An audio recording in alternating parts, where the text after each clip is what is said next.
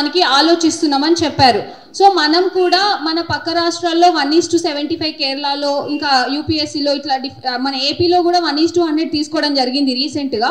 అట్లాంటివన్నీ మేము సార్కి విత్ డాక్యుమెంట్ ప్రొడ్యూస్ చేశాము. సార్ చెప్పిన మాట ఏంటి అని అంటే, ఓకే మేము కూడా ఒకసారి లాయర్స్ని కన్సల్ట్ అయ్యి దీని మీద చర్చిస్తామని మనకు చెప్పడం జరిగింది. సో ఇట్లా చర్చించేది ఉన్నప్పుడు మా స్టూడెంట్స్ని కూడా లైక్ ఆస్పిరెంట్స్ని కూడా, జెన్యూన్ ఆస్పిరెంట్స్ని అందులో ఇన్వాల్వ్ చేస్తే కూడా అందులో ఏది పాసిబుల్ అవుతుంది, ఏది పాసిబుల్ అవ్వట్లేదు అనేది మాకు కూడా అర్థమవుతుంది. కాబట్టి మమ్మల్ని కూడా చర్చల్లో భాగస్వామ్యం చేస్తే బాగుంటుందని మా విన్నపం.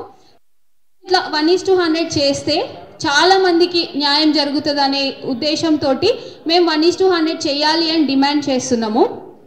సో దయచేసి గవర్నమెంట్ యాక్చువల్గా ఈరోజు Group 2 పోస్ట్పోన్ గురించి కూడా జస్ట్ ఒక 1 hour బ్యాక్కి మనకు ఒక నోట్ రావడం జరిగింది.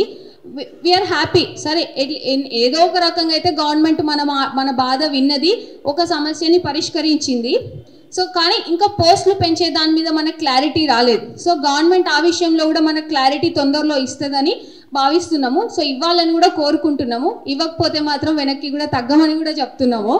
సో Group 1 1:100 ఇంకా ఇందులో పోస్టులు పెంచే దాని మీద గవర్నమెంట్ ఒక క్లారిటీతో మనం ముందుకు రావాలని కోరుకుంటున్నాం. ముందుగా ఈ ఛాన్స్, ఈ ఆపర్చునిటీ ఇచ్చినందుకు థ్యాంక్ యూ ఎవ్రీబడి.